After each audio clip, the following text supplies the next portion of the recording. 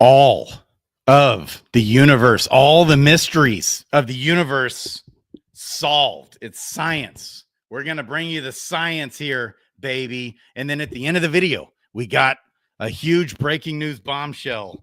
All right, so hold your horses. We know about the core of Jupiter. Okay, here we go. Here we go. 13.8 billion years ago, the universe. 13 point now listen, not 13.2 billion years ago. We know this. It's actually 13.8 billion years ago. The reason why we know this is because now we've understood the square root of the gigawatt flux capacitor, and we know that the universe, wait, hang on. Actually, some scientists are just getting me they've just now finally found new science that the Earth is actually 14.1 billion years old. Okay, here we go. Verse began. In one moment, there was nothing, and the next, everything. Now, we know this, that in one moment, there was nothing, and then in the next, there was everything. Just how this is possible is perhaps the biggest question in all of science, crossing the boundaries between theory and experiment, physics. We don't actually know how this is possible at all. In other words, we're basically, this is science now. We think we've got this. Okay. And philosophy.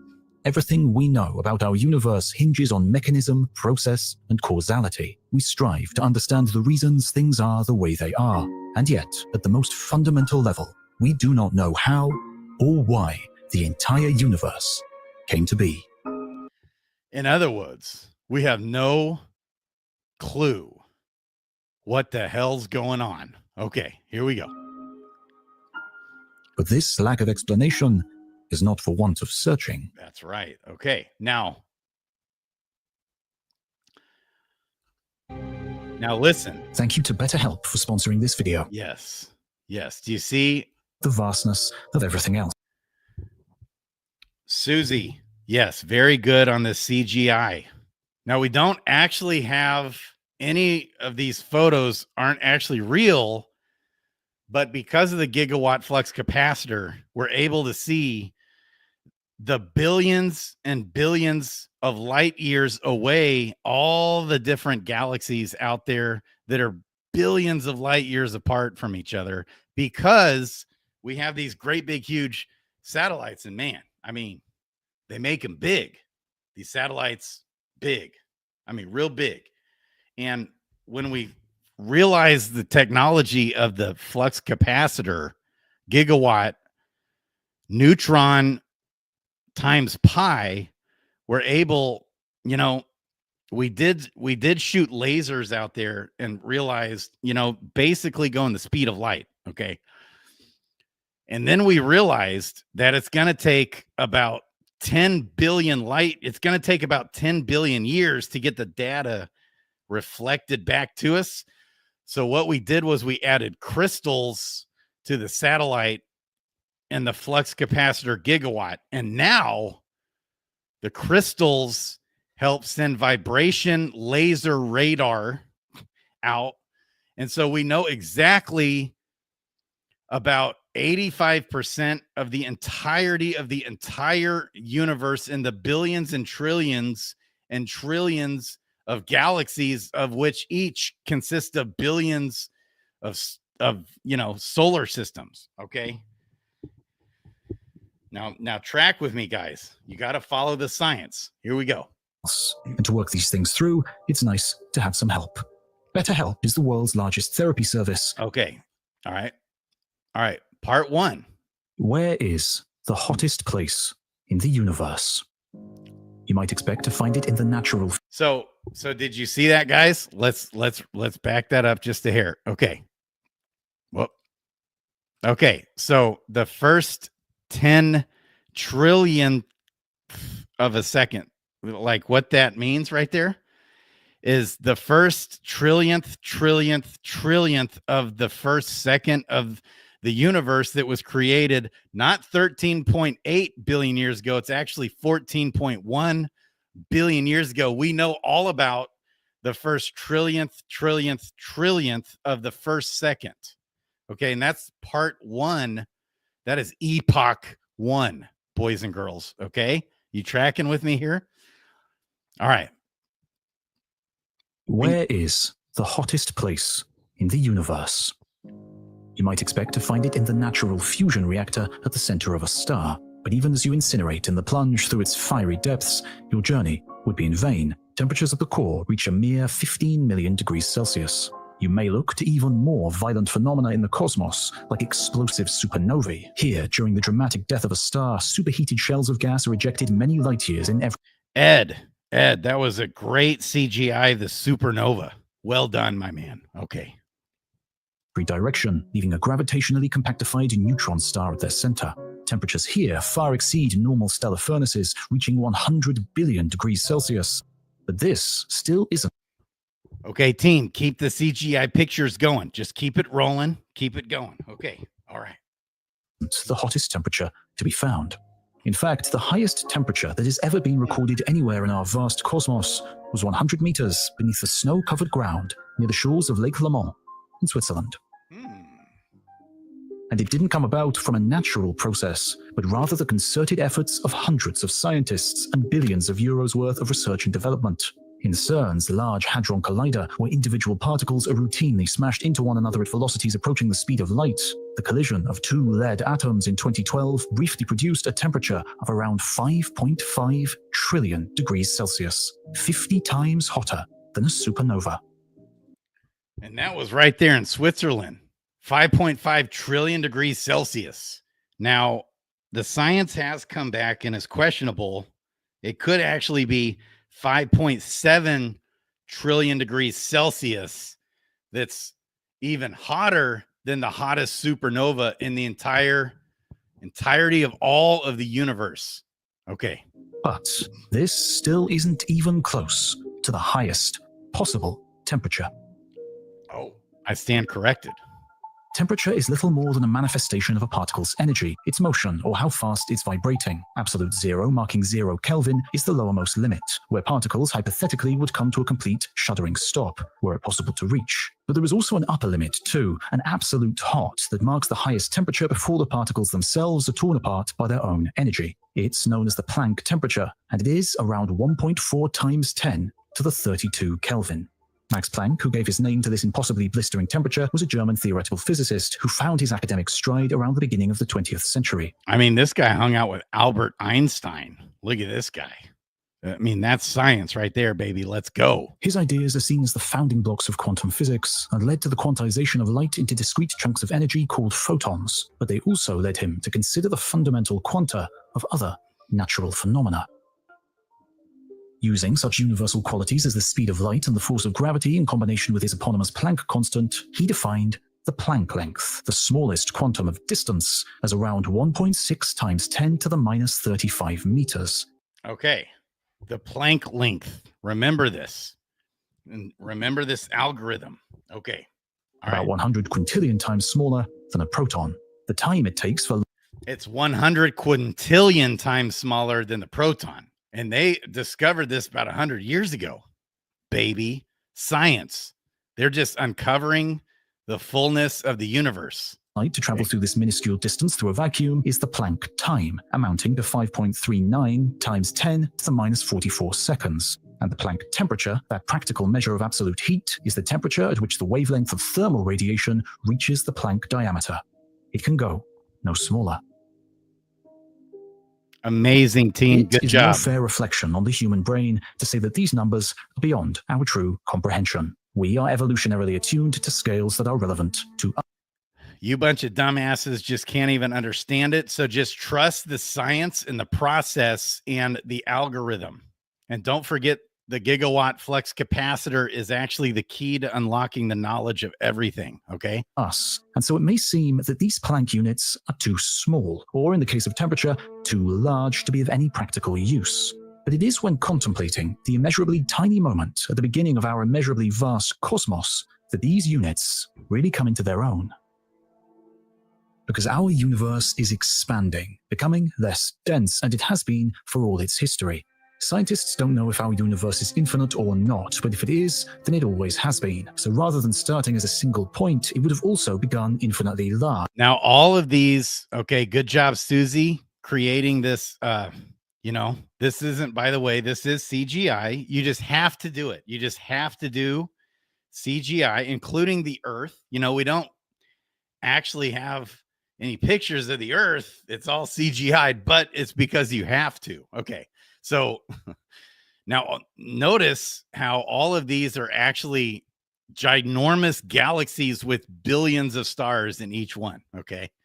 All right. That's how this works. And they're moving basically at light speed. Some of them, they almost light speed. Some of these are just shooting across the universe at light speed. Okay. And rather than grow over time, it would simply have become less dense. Our observable universe, the only part of the universe we could ever see or interact with, or could ever see and interact with. Yep, Fred, that was good. Turn it blue and green. Okay, yeah. Yep, that's good. All right. Us is limited by the speed of light and the distance it has been able to travel since the universe's birth 13.8 billion years ago. But as we travel back in time, the observable part of the universe shrinks and becomes more compact, until eventually we get to a time when everything within it was only a single Planck unit of time old, a single Planck length in diameter, and with all of our observable universe compacted into such a tiny space, the temperature of the whole cosmos sat squarely at Planck temperatures. Okay, just a single Planck. And remember, the Planck is about 1/32 trillionths of the size of a proton. So that was the universe, guys, right there. We did find new science that it's actually 14.1 billion years ago instead of 13.8 billion years ago. Okay. All right. And this is 1/32 trillionths. This little dot here, we're able to laser inside of this was the universe. It was 1/1 trillionth the size of a proton. Okay. You got it? Lucky duck. Mm-hmm. It may come as little surprise to learn that this moment, 100 million trillion trillionths of a second after the beginning of time and space. Okay, did you catch that? 100 trillion trillionths of a second after the beginning of time and space. We know this, and we also know that this happened. Formerly, we knew that it was 13.8 billion years ago, not 13.8 million with an M as in Mary. Nope. We know that it was but actually we know it was 14.1 billion years ago.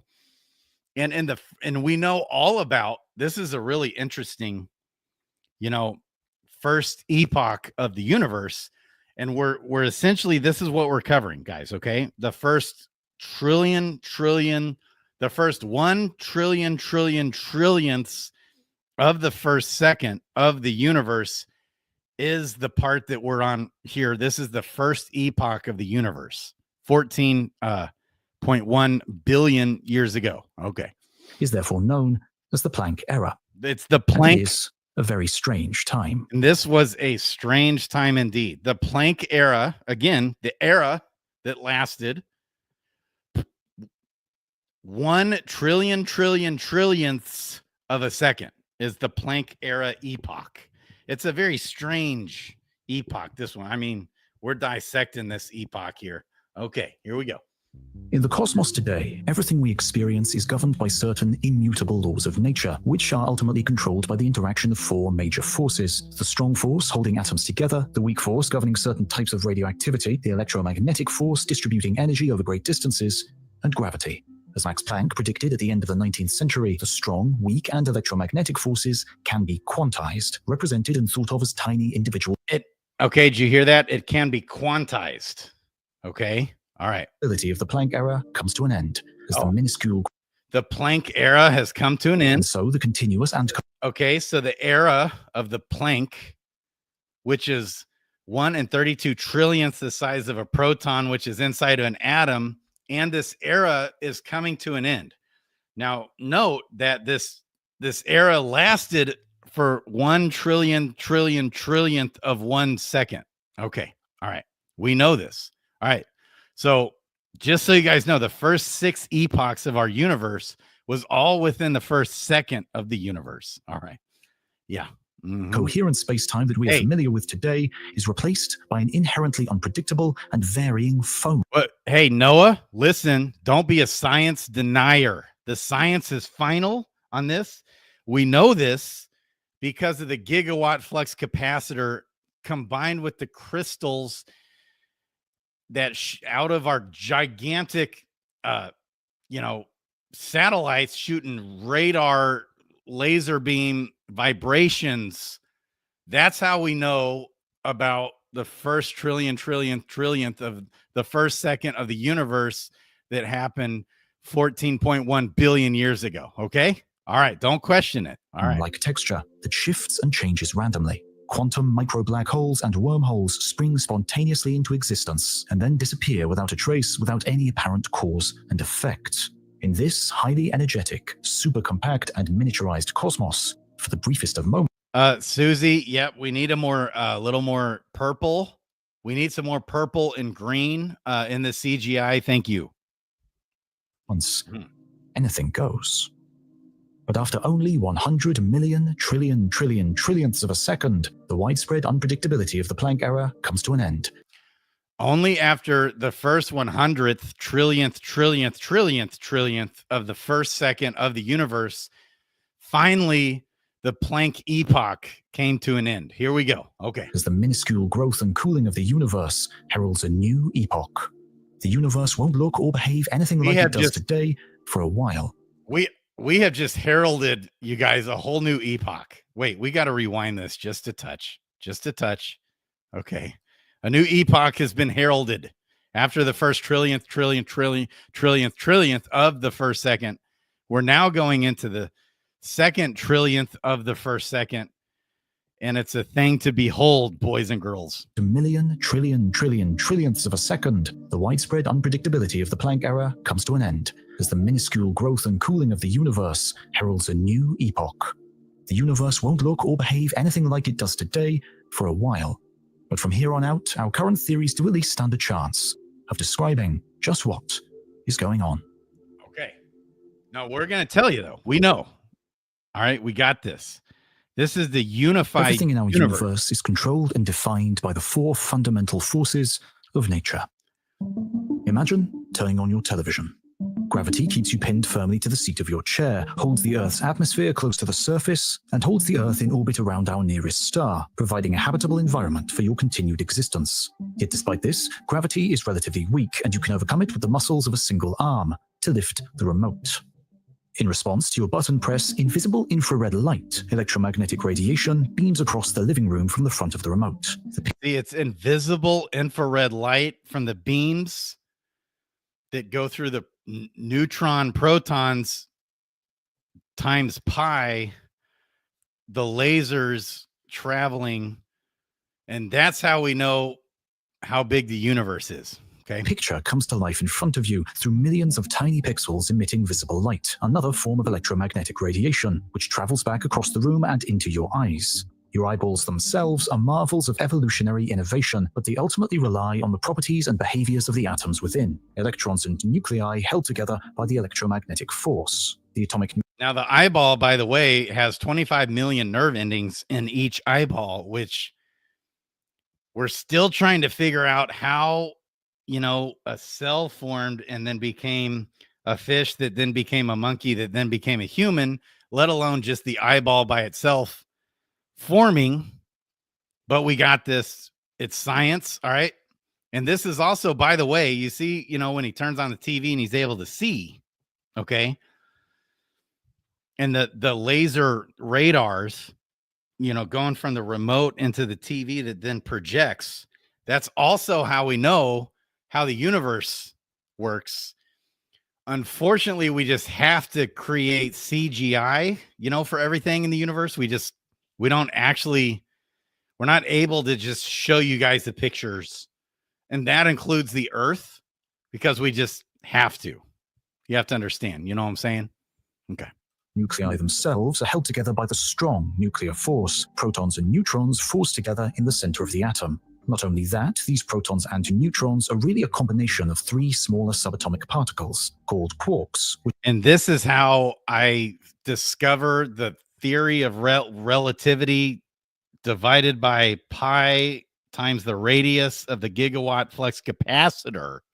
And I'm basically able, with Tish's help over here sometimes, Tish is telling me a couple things. He thinks, he's saying science is showing the universe is actually 4.0325 billion years old. According to his scientific calculations, Tish is going to come in and set it straight. He's working behind the scenes here, baby. Which are also bonded by the same pull.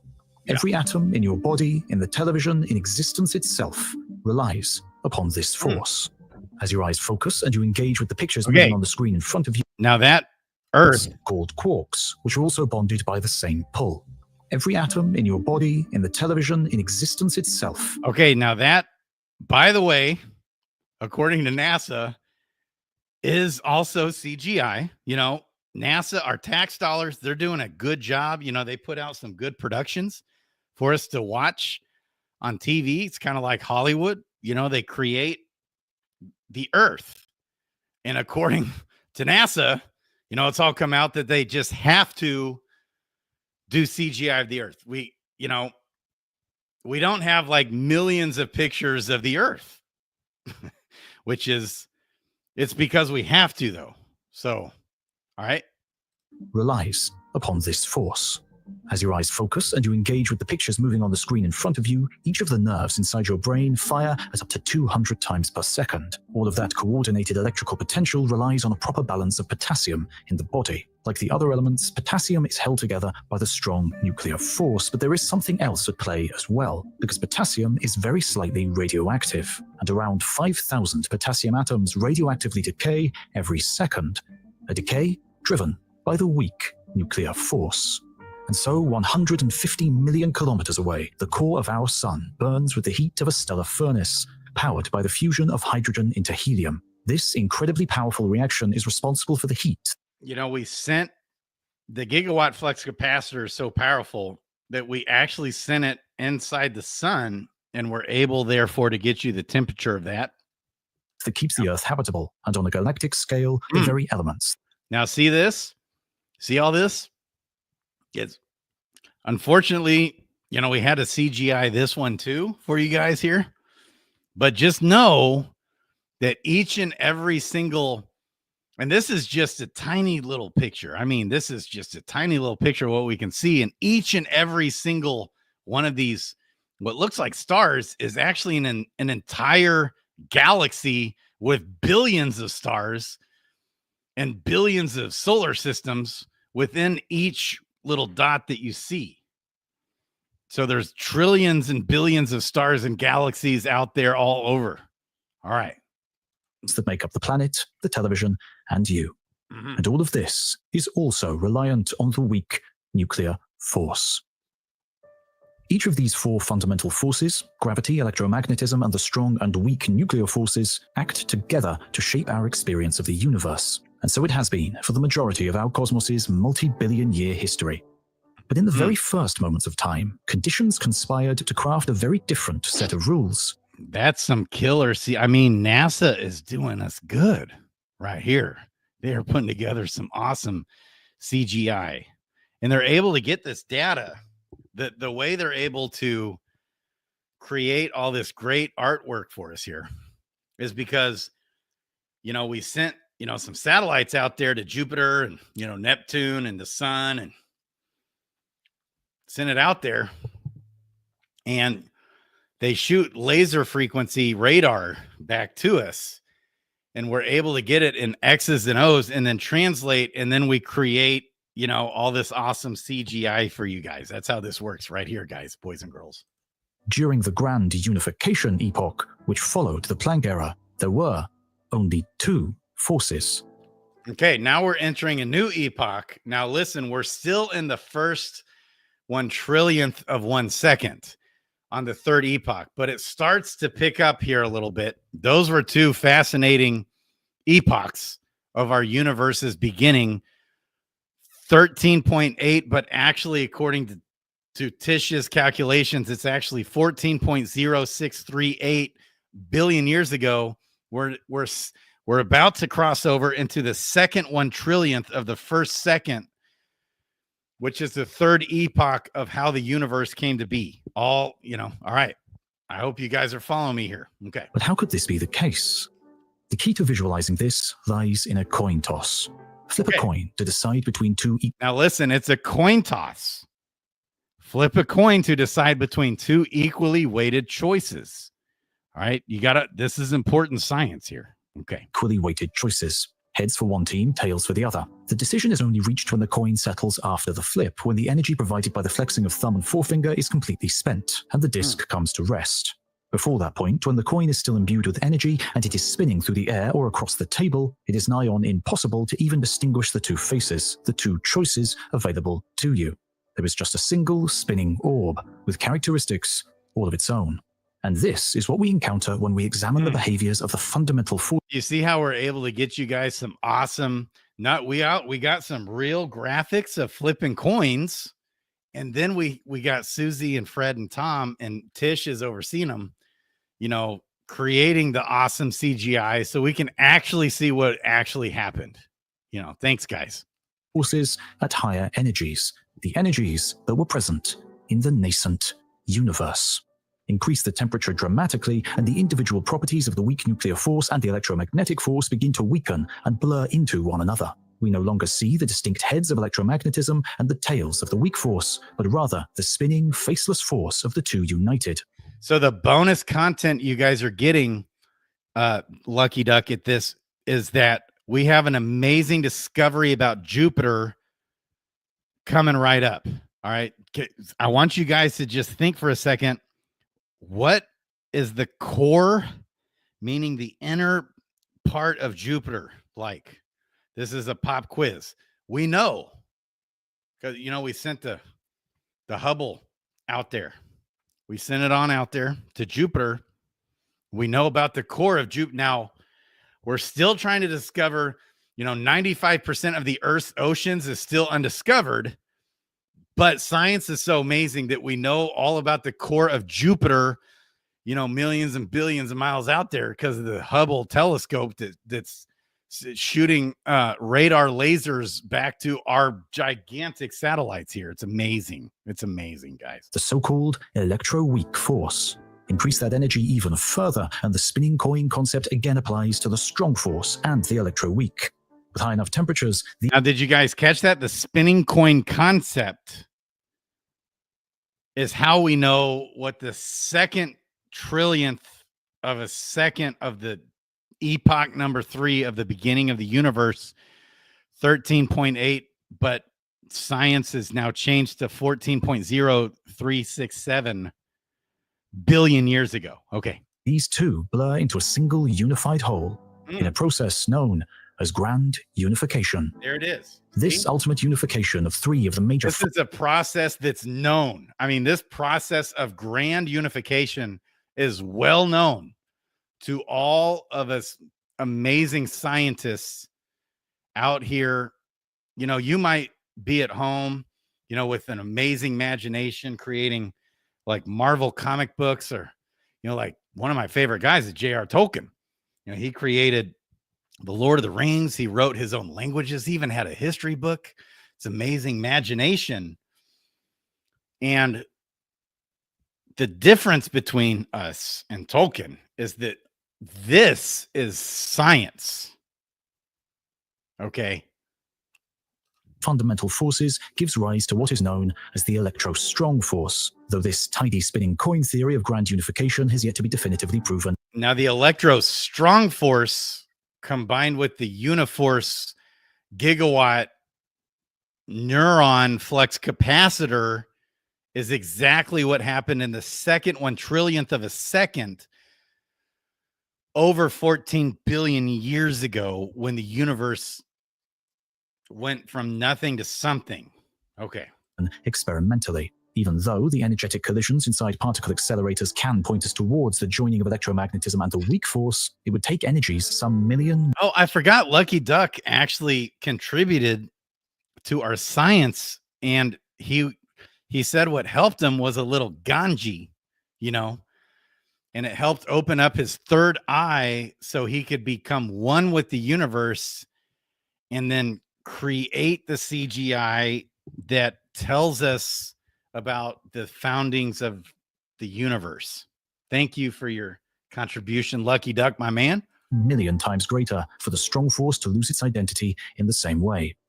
As for whether gravity, the fourth fundamental force, is ever accepted into the unified fold, that is a question for the mysterious and unpredictable Planck era. And yet another problem. The Planck era was a whole 1 trillionth of 1 second ago. Okay. All right. For contending theories of quantum gravity. Still, the grand unification theory, as it is known, is a strong contender for explaining the workings of the universe just after the Planck era. For a period of time, some 10 million times longer than the entire Planck era, the universe... This is 10 million times longer than the Planck era. And you know, if you do the math, I think we're about to enter into the first 1/1,000,000th of the first second. Wow. I mean, this is like way longer than the Planck era. I mean, hundreds of millions of times longer than the Planck era is this third epoch that we're on right here. Expanded and cooled, but it is testament to just how dense everything started out that even by the... Listen, all right, we have an announcement. Tish, who's working hard in the background, you know, he's been working diligently with all the equations and theories, which is now science. And he has found an ever-changing dynamic properties of this universe made it nearly impossible. Okay, he's getting there. He's getting it. Yep, that's right, Noah. It adds up. This is science. Tish, you know, Tish said it. The end of this time, the entire observable cosmos was still smaller than a single quark. With the latent energy of that... It's smaller than a single quark, and a single quark is 32 trillionths, this 1 and 32 trillionths the size of the proton, which is inside of an atom. Okay. And we know this. Again, I think Tish is trying to figure out if this happened 14.00036 billion years ago, or maybe it was 14.005678 billion years ago. That cosmos compressed into such a tiny space, the temperature reached 100,000 trillion Kelvin, some trillion times higher than the Large Hadron Collider has ever managed. These were the conditions for the grand unification epoch, ruled by the chimeric electrostrong force. The ground unification epoch that happened in that's 10 million, or no, 100 million times longer than the first epoch. Okay. And we know exactly even how hot it got, right down, you know, to the temperature and everything. I mean, science is amazing. And the bizarre interactions that it brought about. The minuscule cosmos is filled with particles undergoing an extreme identity crisis. Photons transform spontaneously into matter-antimatter pairs, creating quarks and leptons. But these nascent... Now, leptons are really, I mean, it's rapidly decaying neutrons and protons becoming into leptons. Okay. All right. Particles are desperately short-lived, decaying rapidly back into photons scarcely as soon as they've formed. Electrostrong messenger bosons only serve to complicate the picture, helping quarks to transform into leptons, leptons into quarks, matter into antimatter, and vice versa. Under the it's under the chaos of the grand unification, free for all energy and matter. All right. So Lucky Duck, who helped us create this, you know, and the Ganji is really what's contributing here. This guy really knows his stuff. James Webb data has already destroyed this model. Oh, wait. There's a new theory that the universe might be 26.7 billion years old. Hang on. Wait. No. Lucky Duck, hang on. We got new information that it's actually 26.886777779 billion years ago is when actually all this happened. Okay. We were wrong then, but now we know. Okay. It's science. Chaotic rule of grand unification. It is a free-for-all of energy and matter, of particles, both virtual and real. Yeah. Until A That's trillion, trillionth of a second after it began. Okay, until a trillionth second after it began, instead of the 100 Google trillionth of the first second. This is only the first trillionth of a second. My bad. I thought we were now in the first 1 millionth of a second. And Tish, you make a good point here. Yes, praise science. That's right. Thank God for science. Tish is right. Basically, you got all you dumbasses out there who don't understand the complexity of the algorithm of the square root of the flux capacitor gigawatt, times the diameter radius squared. You just have to trust the science behind this. Okay. You made a good point there, Tish. Yeah, that's right. Tish, you ought to come say hi to all of us here. Mm-hmm. The penny drops.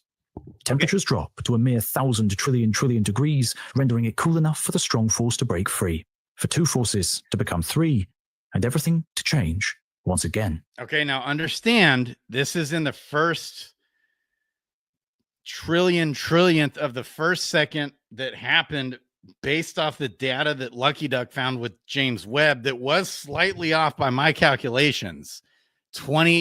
Now it's like 28.7677 billion years ago. We used to think it was 13.2 billion years ago, but now we realize it's 13.8 billion years ago, but we actually found out it was 14.003678 billion years ago, but now it's actually 27.688966 billion years ago. Okay. All right. And yet, there is a problem with this picture. While these theories may adequately describe the behavior of particles within the earliest moments after the Big Bang, they fall short of explaining the large-scale cosmos that would eventually come to exist. Oh, whoa, we're about to hit this entire galaxy, but we're barely going to miss it, that consists of billions of solar systems and stars and planets. Okay. Indeed, when comparing the starting conditions with the universal end result, the Big Bang appears to be broken. Okay. By July 2022, the iconic James Webb this is the first pisosecond. So now we're getting beyond the first trillionth of a second. We're now in the first piso of a second. All right. Space Telescope was well established in orbit around the Sun, 1.5 million kilometers out in space. It was finally ready to begin its scientific operations in earnest. But when it focused its 18 golden mirrors into some of the deepest reaches of the observable universe, scientists were shocked. After seeing the images returned from the revolutionary telescope, American astrophysicist Alison Kirkpatrick. We actually did get these images also showing all of the galaxies out there. Actually, this is just a tiny speck of galaxies. Unfortunately, we did have to also CGI this picture too, guys. Thanks, Susie. Great job on that. It basically, you just have to trust us that because of all the golden plates on the satellite that was doing some rigorous science, getting us all kinds of rigorous data, we did have to CGI this picture also, but you just have to trust us that it basically is pretty much spot on with really what we saw in the real pictures. And so we just CGI'd it because we had to. Okay. Patrick wrote in the scientific journal Nature that she found herself lying awake at 3 a.m, wondering if everything she had ever done was wrong. And within a month, these images and Kirkpatrick's... Yep. That was good, Susie. She blurred this one out to make it look more real, like it's a real picture, but I'm sorry to have to tell you guys that, yes, this is also CGI, just more blurry, so it looks a little bit more realistic. Okay. Comments had grown a life of their own. The fixed speed of light means that the deeper we peer into space, the further back in time we are looking. Yep. And the distances... Fred, that was some good pink. Good job on that CGI. Okay. Corresponding to just 200 million years after the beginning of everything, the James Webb Space Telescope had seen galaxies. I mean, maybe someday we'll actually show you the real footage of the telescope that we're actually seeing. But just for your viewing experience, we're CGIing. And Frank, everybody congratulate Frank. He did a great job on the pink, you know, and the way he's just doing a great job. He's a few galaxies short here on this photo, but it's almost picture perfect right here. Only that, but these galaxies were ordered with much more structure than anyone had thought possible. Theories of star and galaxy formation had no way to explain it, and it was this that Kirkpatrick had been so concerned about. Unfortunately, soon her concern... Now, by the way, all these pictures are real. Yes, they're CGI, but they're real. And we're still waiting to release the millions of pictures of Earth. You know, we're still kind of just waiting to see what Earth actually looks like, just a raw picture. But according to NASA, quote, and I quote, we just had to CGI it. We just have to. And I'm quoting NASA for real. I can show you the quote here coming right up. Concerns have been extrapolated to cast doubt on the Big Bang itself, with some media outlets claiming that the Next Generation Telescope had disproved the landmark theory with its very first images.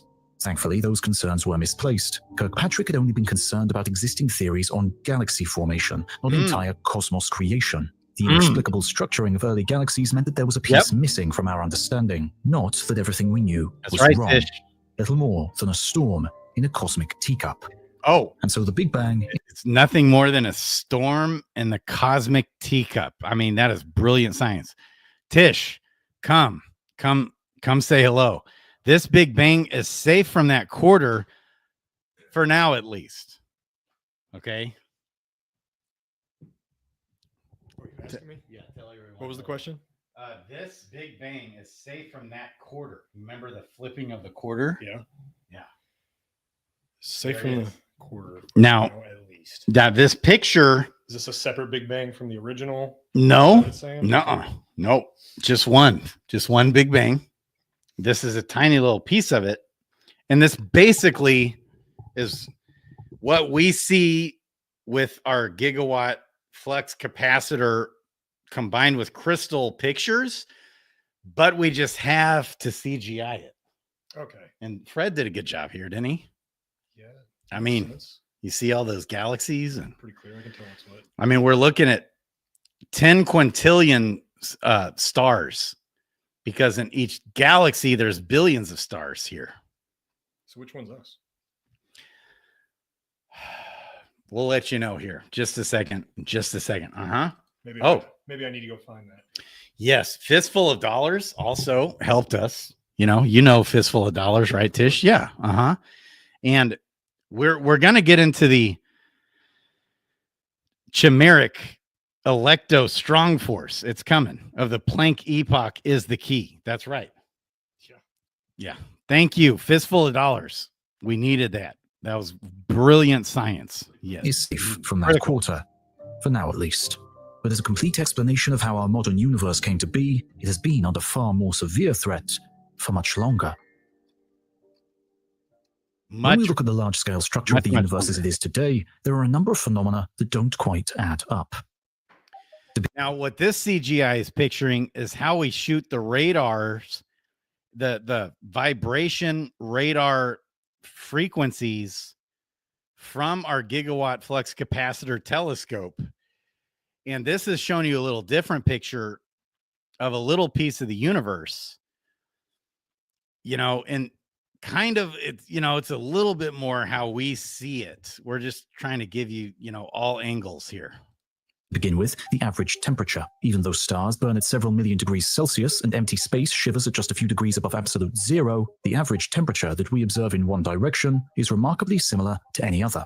2.7 Kelvin everywhere in the universe, all 93 billion light years in diameter of it. But how? If the universe has been gradually expanding for nearly 14 billion years, then how can 2 points further than 14 billion light years apart have averaged out without breaking the speed of light? The fact that we see such thermal homogeneity now implies that there was thermal homogeneity back in the universe's earliest moments. Oh. A fact that seems wild. That was a good effect of the bubbles. Good. Bubbles. That was perfect. Yes. This is where the Infinity Stones were forged. Noah, you're giving it away. Come on. Improbable given the nature of quantum fluctuations in the compactified early cosmos. This is known as the homogeneity problem, or the horizon problem. The homogeneity problem, or, as the lesser scientific, peons call it, the horizon problem.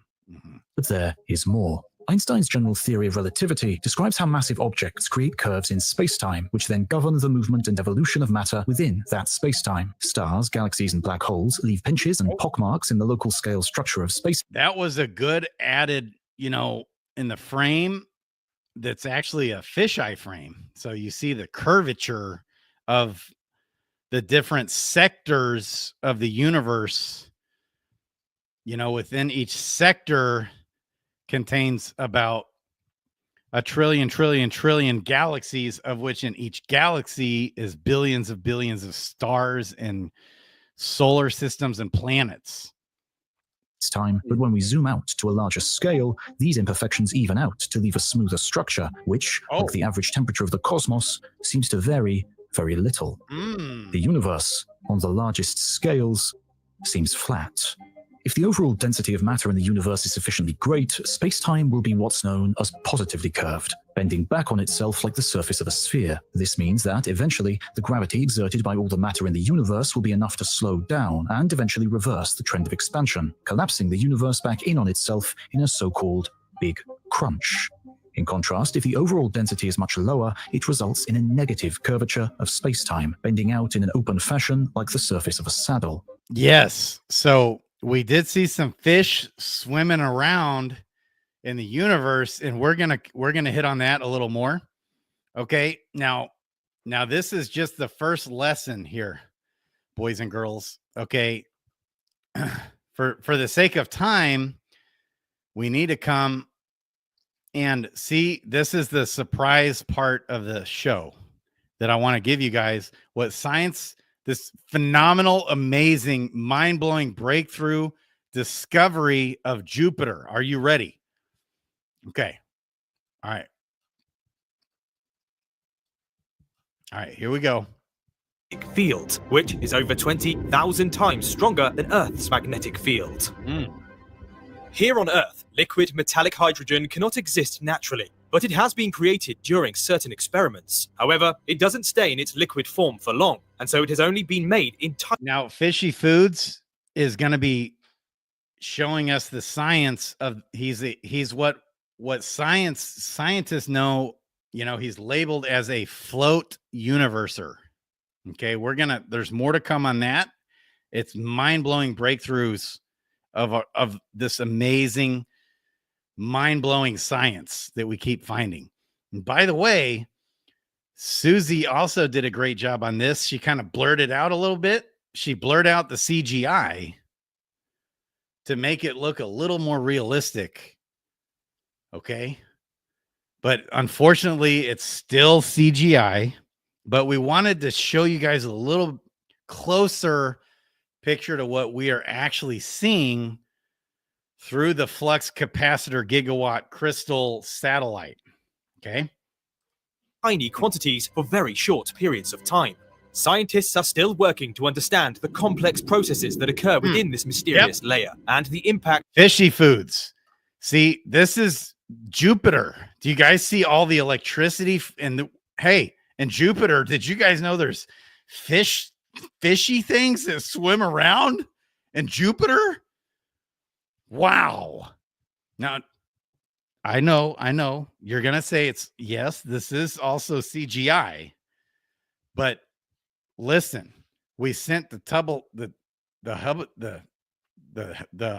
Hubble telescope out there. We sent it on out there to Jupiter, billions of miles away, to figure out what the core of Jupiter is like. Jupiter that's 19 times bigger than the size of Earth. We already know, because of our science, what the core of Jupiter is like, people. I mean, you're going to be mind blown. Just wait. That it has on the planet's overall structure and behavior. But this is not the core of Jupiter. This bizarre superheated ocean is surrounding the core. So what lies below? What is at the very heart of this gas giant? And it's the biggest ocean in our solar system. Is the Jupiter-Mercury ocean. Okay. Early theories suggested that Jupiter's core was a solid, rocky structure made up of heavy elements like iron, nickel, and even different types of exotic ices that cannot naturally exist on Earth. This theory was based on observations of Jupiter's strong gravitational field, which suggested that the planet had a dense, massive core at its center. However, as more data has been collected, in other words, science was wrong then, but now we're right. Okay. Now this is a stunningly amazing actual CGI picture of Jupiter.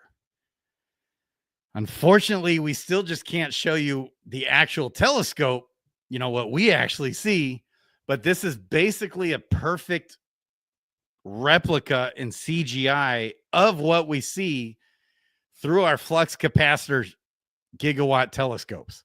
over the years, scientists have revised their understanding of what is happening within this mysterious gas giant. Okay. Data from NASA's Juno spacecraft revealed something surprising, something even unexpected. Get ready. Jupiter's core is fuzzy. There it is. You guys, NASA's Juno satellite had this amazing discovery that the core of Jupiter, wait for it, is fuzzy. Science is amazing, people. While orbiting the gas giant, Juno discovered that the planet's core is not a simple, solid structure, as previously thought, but rather a mixture of hazy materials. With lightning flashing around and fishy things swimming. Like, look at this squid-like thing right here. And it's fuzzy. Now, I understand that 95% of the Earth's oceans are still yet undiscovered right here on Earth. But all the millions and billions of miles away out there, we sent out the Juno telescope that also communicated with the Hubble telescope, flux capacitor, radar, vibration frequencies. And that's how we know this, guys. Okay. According to the observations, the solid material is not squashed into a compact ball in the planet's center. Instead, the solid bits are mixed with the hydrogen surrounding it. The result is a fuzzy, or as astronomers say, diffuse core that lacks a well-defined boundary. It's a fuzzy core. That is amazing. I mean, are you guys just not in shock and awe of the amazingness of NASA and science? Okay, Elon. Hey, Elon, if you're out there, can we get just a picture of Earth? Can we get a picture of Earth? And that takes up half of the planet's interior. How such a structure can possibly form is still not understood. One of the more interesting theories, however, involves a massive collision at some point in Jupiter's past. At some point, we're thinking somewhere in between maybe 6.8 billion years ago and maybe 7.9 billion years ago, this giant ball flew through outer space and crashed into Jupiter, which is why we have Jupiter having a fuzzy core. Okay. Previously, it was thought that young Jupiter avoided crashing into other planets, but this hazy, diluted core may be the result of a large object, possibly a protoplanet or even another gas giant planet colliding with Jupiter during the early stages of the solar system's formation. In fact, simulations have shown that Simulations have shown this. Simulations. So NASA is just doing an amazing job here creating simulations so us minions can understand the depths of the grandness and greatness of all the science. But what they fail to recognize is the power of the gigawatt flux capacitor combined with the crystals, people. head-on collision with another massive planetary object could have spread heavy elements over a large volume inside the gas giant. Yeah, it could have. It certainly could have. That's a good theory. Yep. The impact would have been incredibly powerful, generating a spectacular amount of heat and pressure that could have disrupted or even destroyed the original core. We're basically just showing you what happened 6.8 to 7.7 billion years ago. This is what happened to Jupiter. You can basically just trust the science and take it to the bank, guys. This is a simulation. Trust the science, people. Just trust the science. Okay. If a long time ago something did indeed crash into Jupiter, the impactor must have been really big, possibly 10 Earth masses or so, to be able to mix up the planet's interior and form the dilute structure that we observed. And form that fuzzy core. Wow. Wow. The science is final, boys and girls. The science is final. Baby.